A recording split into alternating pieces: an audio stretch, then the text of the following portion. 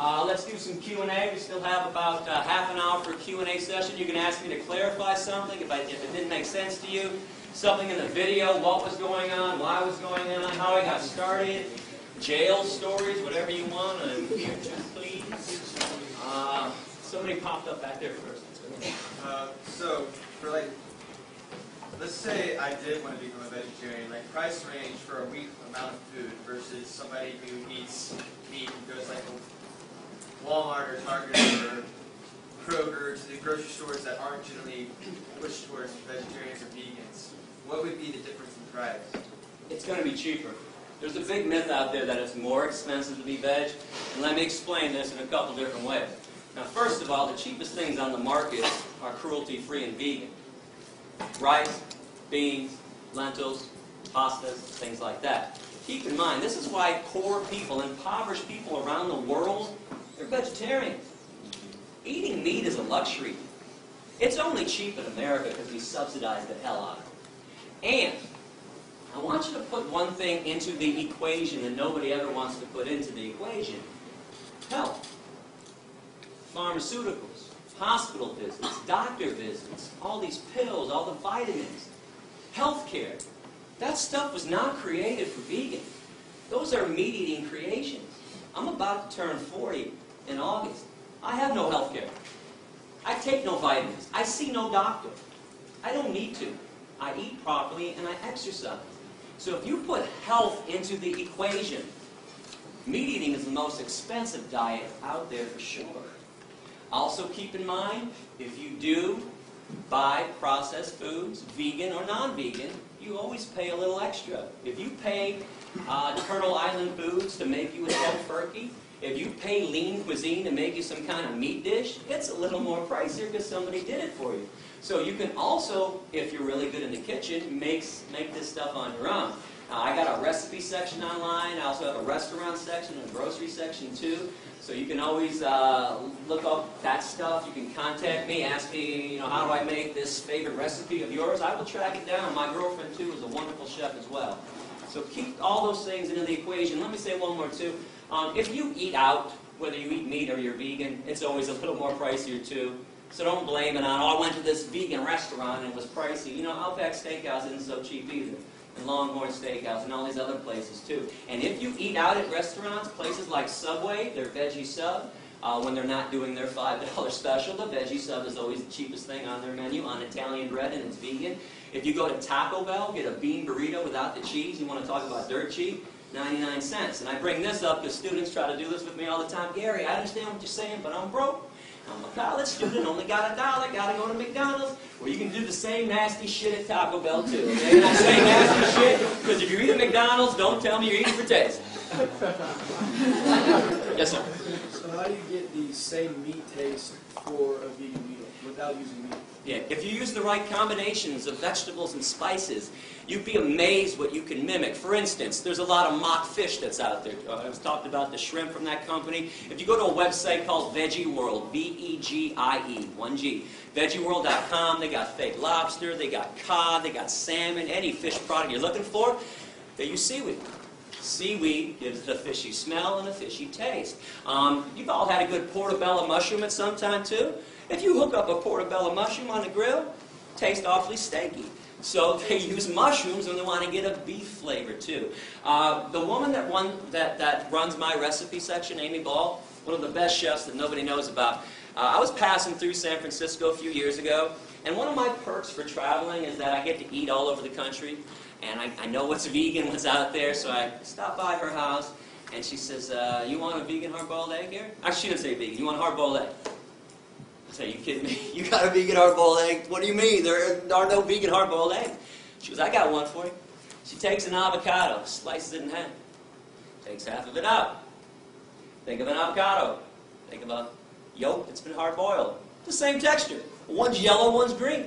She takes the avocado, puts it on some vegan mashed potatoes that she made with hemp milk or rice milk, whatever her vegan milk of the day was, that mimicked the outside softness of the egg. She puts 2 dashes of salt on there and goes, take a bite. Holy shit. Vegan hard-boiled egg. So if you get really creative people in the kitchen, there are a lot of creative chefs out there, they can make anything taste like something else. So that's what they're doing. No chemicals. No chemicals. Yes.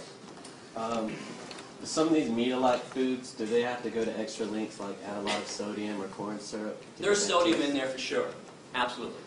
And, you know, salt is something that gives things a lot of taste, so you might have to look out if you want to watch your sodium. But I don't want people to be concerned about sodium before you're concerned about animal protein, cholesterol, saturated fat, all the other things. It's kind of pointless. It's kind of like somebody smoking a cigarette in my face and going, hey, Gary, you should really smoke that weed. I'm like, what are you talking about? If you're doing something unhealthy, what's the point of trying to keep away something else that might be unhealthy for you? Yeah. From what I understand, the basic concept of veganism is not to exploit or harm living beings, right? Everything from, say, cows to even yeast.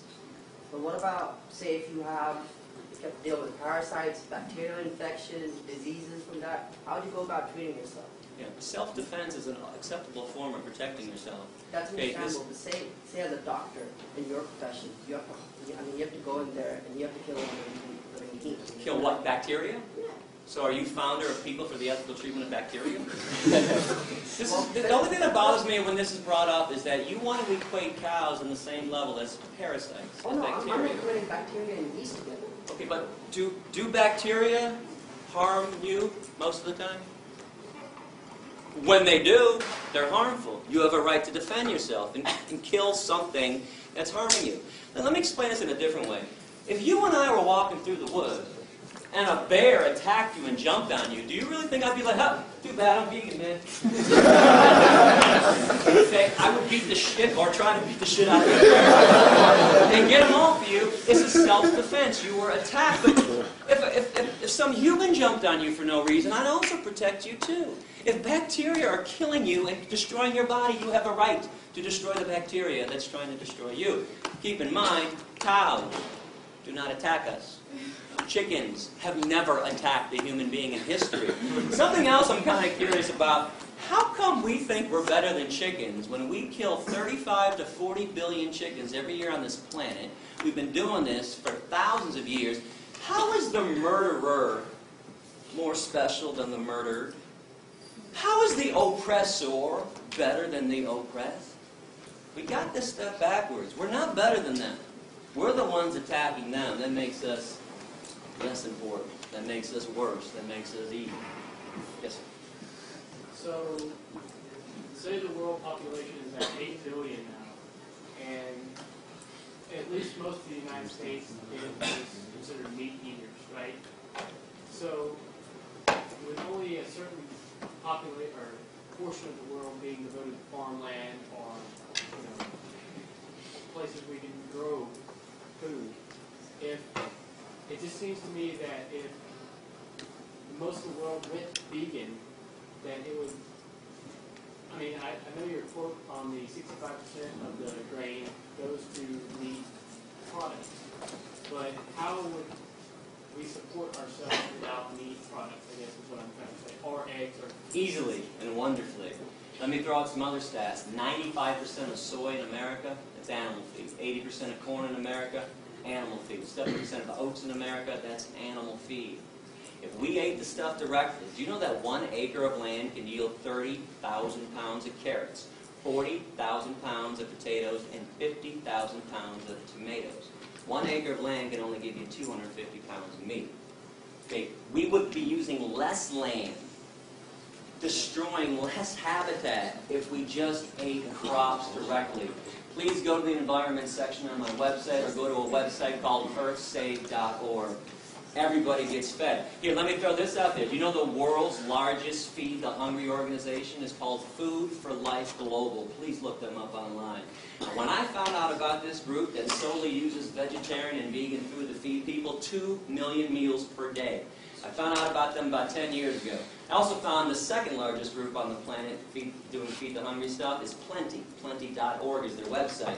Both are vegetarian groups. Now, I sent a letter to both presidents saying, oh my God, this is wonderful. Finally, somebody realized you don't have to harm animals to help people. I got letters back that were almost identical. They said something like this: it's not that we do this for ethical reasons. We don't want to argue with you. We don't want to debate you on that. We do this because it's cheaper, And we feed 20 to 30 times the amount of people when we use vegetarian food than when groups use meat. Another question? Somebody up here? Right there? I agree with you in the vegetables and fruit and all that stuff is really good for you, but I guess would say processed soy is bad for you because it causes the body to generate extra estrogen.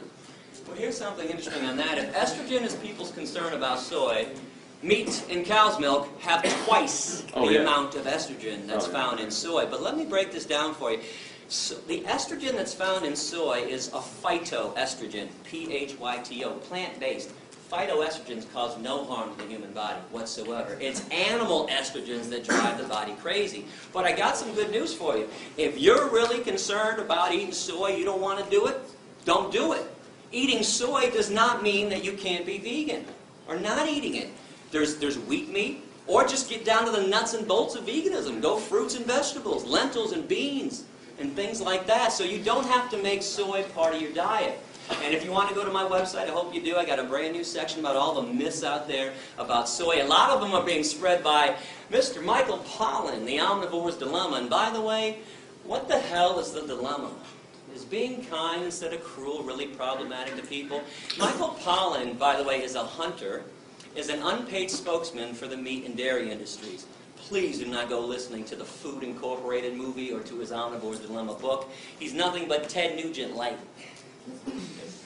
I was just wondering if you only bought products made in the U.S. because you're advocating like cruelty-free, but then what about like cruelty to other people in sweatshops? Do you only buy American? Oh yeah, nowadays you can look at the tag, and it's from Hemptown. I buy my stuff from vegan companies that pay a fair wage, and yeah, I don't do the Target stuff anymore, the Kohl's or anything like that. There are a lot of other issues to be concerned about, and I'm glad that this is brought up. But let's keep in mind the main form of cruelty on the planet is what we do to the animals. But please get involved in other issues like avoiding sweatshops, trying to buy locally and all that stuff. Do you find that it's affordable to buy? Yeah. You know, I got 3 of these shirts. I just ordered them. They were $9 each. And they were dirt cheap too. It's not as difficult as people think to live ethically. It only seems that way because we're used to the other way of not caring about where products come from, not caring about what happens to other animals and to other human beings. What country were you kicked out of? Canada kicked me out first in 1999. This happened because in 1997 I decided I wanted to do more than just be vegan. I wanted to actually free animals who were being held captive. So I went to a mink concentration camp, a fur farm for animals, the Ebert's Fur Farm in Blenheim, Ontario. Now, I'm from Michigan, so Canada's right across, half an hour, 45 minutes away. So I went to this farm and I opened up the cages for 1,542 mink. Now, mink in the fur industry are killed 2 ways. One, they have their necks manually broken. They take them out of a cage and snap their neck against somebody's knee, or they gas them. Back to the concentration camp stuff. Now, things went badly that evening. I was arrested, and quickly 540 mink actually escaped that night. Poles were cut in the perimeter fence. There was a little dirt road. And then there were 600 acres of forest. That's all they had to do was get across the street, find the way out. Unfortunately, 1,000 mink never made it off the grounds. For that, they were doomed. All I can give them or anyone else would be a chance to be free. I mean, let's face it, if you were all being held in captivity, you were going to have your neck snapped, your skin ripped off your body so somebody else could make a pair of slippers. You'd all be going, man, I hope Gary's coming by tonight. Open up this damn cage, give me a chance. So I got arrested that night. I was put in maximum security, by the way. I was given a 6-month sentence. I did 77 days before they deported me and threw me out, made me persona non grata. And let me just tell you a quick little story, too. While I was in jail, I was with some pretty bad people. Child molesters, rapists, murderers, people who tried to stab people. They were trying to teach me a lesson. They put me in one of the worst places around. So they put me in the unit on day 1, kind of a holding unit before they moved me to my unit. And there's a TV set on in the corner. And the alpha male's got the clicker. He's 5:30, 6:30 news. Lead story in Canada that night.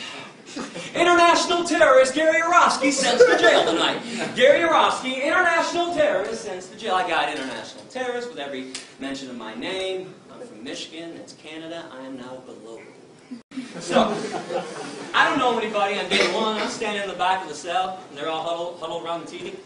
And they finally realized I'm in there with them. One guy's kind of standing like this, and he's looking around. Hey, that's the guy back there. It goes around, that's the guy back there. Now the alpha male gets in and walks up to me, pretty big guy, he's like, you an international terror? I said, yeah. So that's funny, man, you don't look like an international terror. I said, maybe it's because I'm the exact opposite of one. Here's what I did. I freed some mink. They're going to have their necks broken. Now, the first thing he said to me, I preached a lot in jail. First thing everybody said to me was, what the hell's a mink? It's like a big ferret. It's an rodent. And the next thing that was always said to me, this is not verbatim, but the intonation is verbatim. It went something like this. Wait a second. They put you in here with us? Because you freed some rats? And the emphasis was always on us. They knew they were back with us? I said, no, they put me in here with you because I also caused $2.1 million in damage to the mink farm and put the guy out of business permanently to this day, and we don't tolerate economic sabotage in our society. One more thing I want you to think about. When they first arrested me, they refused to give me bail. They thought I was going to bail out, go back to Michigan, and there's no extradition for mink liberation. So I had a 10-day bail hearing. I bring this up because I challenge anyone in this room. Find me a 10-day bail hearing for a rapist, a murderer, or a child molester. Won't do it, but the mink liberator gets 10 days. Now, on day 10, my attorney, Steve Rogan, found out that the same exact judge, Elaine Babcock, that had been denying me bail for 10 days, had just given a man from Michigan, 3 weeks earlier, $1,000 bail, second-degree criminal sexual conduct. Now, you know how judges can get when they don't want to hear something in their courtroom. Boy, she goes flush red, top of her voice. She goes, Steve, don't you dare bring that up in my courtroom. That's got nothing to do with this case, and you damn well know it. Now, I'm sitting over in the defendant's box. I can't talk to my attorney now. He's pacing, but in my head I'm going, don't back down, don't back down, don't back down. So he's pacing and pacing. I'm like, come on, Steve. And 30 seconds later, he turns and he says, you know what, Your Honor? It's got everything to do with this case. My client tried to stop cruelty. And he wants to go to jail at this point and make a statement on behalf of the animals. You gave that guy from Michigan bail for sexually assaulting a woman, and you won't give my client bail? She looks at me for the first time in 10 days. And I was like, $10,000 bail. Now, agree or disagree with law breaking, and I hope you understand, everybody that we all collectively admire, Dr. King, Gandhi, Rosa Parks, Henry David Thoreau, Jesus, we're all radical lawbreakers. Every single person on this planet that ever made substantive change was a radical lawbreaker. Even if for some reason you don't think that I should be breaking laws or that people should break laws, you can't tell me it should cost $1,000 to sexually assault a woman for bail and $10,000 to free some rats. Bottom line on this, sexually assaulting a woman doesn't affect the economy. And we just don't care about things that don't affect the root of all evil. Money. Question? A, what got you started, and B, what's the tattoo? Tattoo is me with a mask on holding a bunny rabbit. And it says presto et persto, which is Latin for I stand in front and I stand firm. And it says ALF, Animal Liberation Front, which is a group that goes around. There's no membership, but anybody that goes around and liberates an animal or destroys a place of torture is considered an ALF member. What got me started was my stepdad is a clown in the Shrine Circus.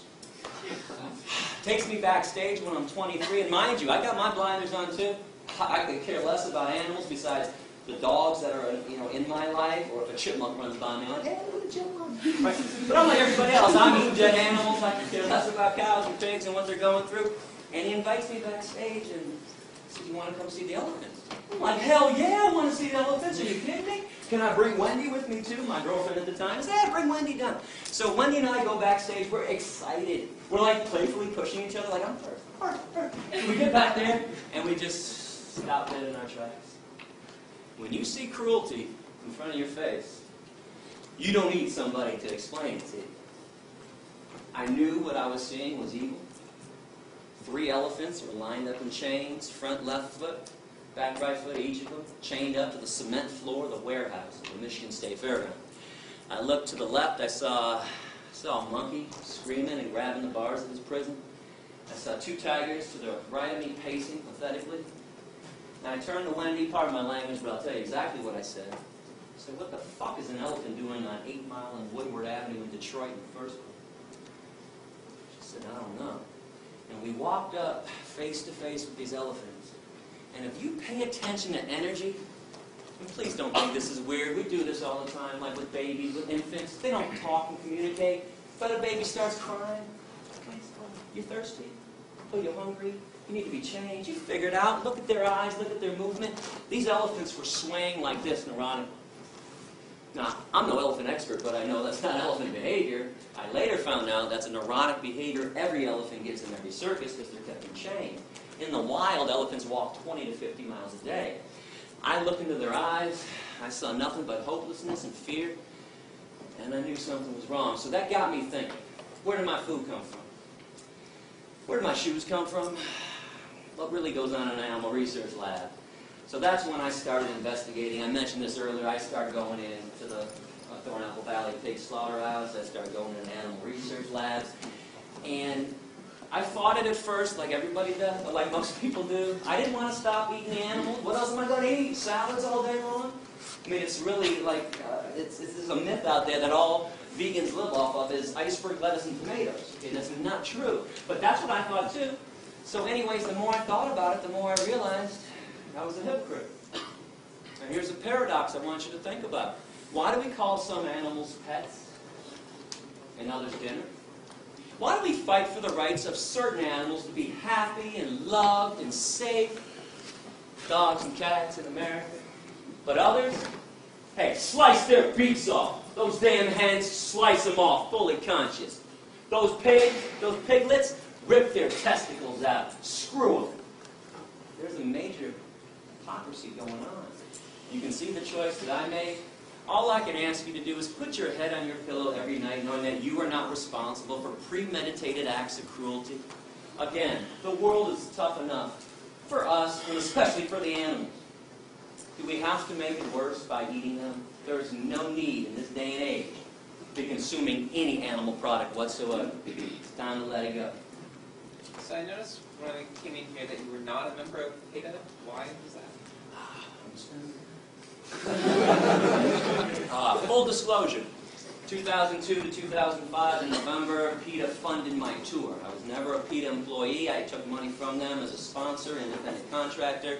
I take money from anybody to do good things with it. I don't think it's wrong to take evil money and do good things with it. Now, PETA pulled their funding from me in November '05 because they told me that education isn't important. Really?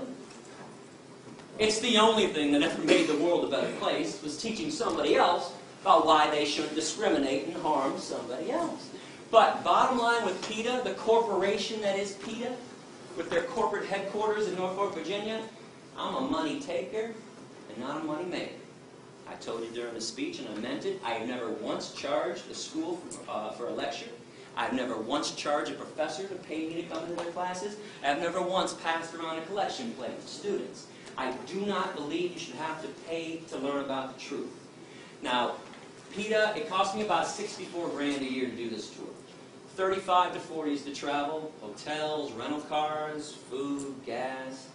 It's not cheap to live on the road 7.5 months a year. I take the rest so I can just live and pay my own bills, which is meager. It's a meager salary that I get for doing this. But in the end, the accountants came into PETA's headquarters, Ingrid Newkirk's offices.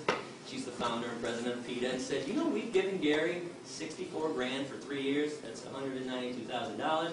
We also gave him $20,000 to put his speeches on DVD that he gave out for free to the students when he was supposed to charge them $10. When I first got these DVDs, people would always come up and say, hey, Gary, I want to share this with my boyfriend, my girlfriend, my dad, my sister, whatever. And I'd be like, oh, great, I got some DVDs. They're $10. And nearly every student would say, I'm broke. I'm a student. What do you mean $10? I'm like, oh, okay, here you go. So I gave out at least 95%, if not more, of my DVDs. Well, PETA found out about that. They were pissed off, and I used to say, you guys make $25 million a year. You can't give out a couple thousand DVDs to people that are actually now begging to learn more about animal rights and veganism. So that, obviously ended our relationship when they pulled their funding from me. But something else, I always condemned PETA when I first started, while I took their money, and now that I don't take their money, I still condemn them. They exploit women. Their tactics are so ridiculous. They're always looking for a naked woman. Like Pam Anderson. They want to put Pam Anderson's boobs on billboards all the time. Now listen, I dig that Pam Anderson cares about animals, honestly. But her boobs don't make anybody go vegan. Now when I used to bring this up with Ingrid, she used to say, do you know how many people see those billboards than see your speech? I'm like, oh, it's not even close. Millions more. Are you telling me guys are walking through Times Square, New York City, there's Pam on a billboard, and they're going, holy shit, look at those tits. Let's get some tofu. There's no connection. No, listen, I understand why sex is used, why women are exploited to sell products. I don't like it. But if you tell guys, spray this on, and 12 women are going to tackle you in the hallway and have sex with you, boy, guys, or I'll give me some Axe, spray it all over me. You tell a guy, you're going to get laid if you buy a Harley. Boy, guys want to go get a Harley. But you show Pam Anderson's boobs, nothing. In, out. Doesn't do anything. And there's a lot more horrible things going on in PETA. I actually have an essay on my website. If you click on other animal rights issues, I have an essay entitled What's Wrong with PETA and What's Wrong with the Humane Society of the U.S., which is nothing but an animal welfare group that doesn't want to see the free animals at all. You mentioned the pet thing earlier. How do you feel about if you have pets that are carnivores and feeding them meat? Bad idea. Now, let me preface this. I do not challenge anybody's love for their dog or cat. If you're a sane person, sane people who have dogs and cats, treat them like family members, unlike Michael Vick. But you brought up a major problem with them. Now, number one is they're carnivores. Now, this means we have to enslave and kill more cows, pigs, chickens, turkeys, and fish to feed the dogs and cats that we like more than the cows and the pigs. Now, hear me on this. I don't care what carnivores do on their own in the wild. Could care. I got the Planet Life series, Planet Earth series. I watched the National Geographic. I can watch a lion tear a zebra to pieces. It doesn't bother me. But we have no business killing on their behalf. And I'll explain this in a simple way. Who's got a cat? Somebody's got to have a cat in front of somebody? Did you ever go outside and kill birds for your cat? No, it brings them back. Thank you. Cat does it on his own. Nobody kills a bird for their cat, but you pay people at the slaughterhouse to kill birds for science diet, ions, and all the other pet food. Just like we pay people to kill chickens and pigs for us, because most people can't shove a knife in somebody else's throat. So, bad idea to have carnivorous pets. Now, good news, in this day and age, there's vegan dog food and cat food. Now, with this being said, I am not here to turn your dogs and cats into vegan. I did not get kicked out of 5 countries. By the way, the other 4 countries somebody had were England, Northern Ireland, Wales, and Scotland. Even though I never set foot on their land ever, they preemptively threw me out because they didn't like my essays. But I did not get arrested 13 times to turn your dogs and cats into vegans. But if you knew what was in dog food and cat food, let me mention the other problem with having dogs and cats: we overbreed them. Every year we murder 5 to 10 million dogs and cats in our shelters every year. These are now slaughterhouses. So there needs to be a moratorium, too, until every cage is empty. But those 5 to 10 million dogs and cats in shelters that we kill every year, raise your hand if you think they end up in a landfill. Wrong. Once a week, the rendering truck comes around, picks them all up and grinds them up and sells them to Science Diet, Alpo, and Iams, and all the pet food companies. So we're making our dogs and cats cannibals, and they don't even eat real meat that they would normally eat. I never talked about chemicals in all the animals that people eat. This is for you, too. This is a whole nother issue on the side that I'm more focused about ethics and stuff. Okay, but they eat chemically laced meat. They eat what's left on the slaughterhouse floor, things that we don't eat. Every time there's a meat recall or a spinach recall for E. coli, you don't think that stuff ends up in landfills, do you? Science Diet, and Alpo, and Iams. So this is why the vegan food is better for them. Now I want to show you something real quick. Actually, I knew this was going to happen this summer. I have never shown this before, but My dog Rex passed away in 2004. He was 15 years old. And Rex was a vegan for the last 9 years of his life. Nature's Recipe vegan dog food formula. Don't tell me Rex doesn't look wonderful, because he does. Because when I travel with him, and he came with me a lot on the road, I took him to vets when I had to. Every vet freaked out and said, "Oh my God, you can't make your dog a vegan, Gary, because you're vegan, he's a carnivore." I'm like, "Go ahead, do some blood work on him." They'd all do blood work, call me 3 or 4 days later, say, "Mr. Yourofsky, all the vets from the back room right now, we are astonished. Your dog is in the most amazing health we've ever seen." I said, "Yeah, that's because my dog doesn't eat garbage." And when I say the garbage too, when I was at Thornapple Valley for 6 weeks, every day I saw a truck pull into the lot. The side of the truck said, "Meat not fit for human consumption." I watched the truck go into the alleyway every day, took 3 garbage bins and dumped them out. The garbage bins. Right off to the pet food companies. Wasn't hard to track that down. So this is why that vegan stuff is better. Now the vegan cat food, by the way, is not on the market. You've got to go online. I think vegancats.com or evolution.com. But vegan dog food is at every pet food store that I've seen. It's called Nature's Recipe. Question? Oh, I'm sorry. I think we're out of time. You know what? Thank you very much for listening. I appreciate it.